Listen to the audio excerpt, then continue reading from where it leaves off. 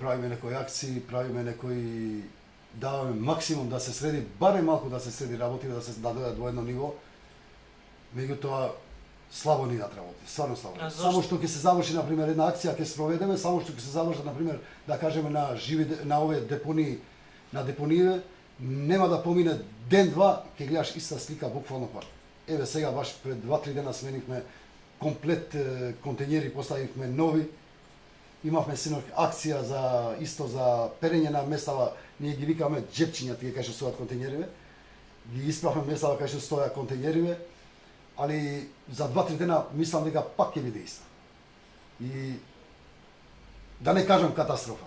Кој е виновен за тоа? Виновен е самите сме ние виновни за тоа. Секој треба да има секоја свест да го гради тоа како чип во неговата глава дека стварно не треба да се фрла отпадоци, она што викаат секакви работи секаде.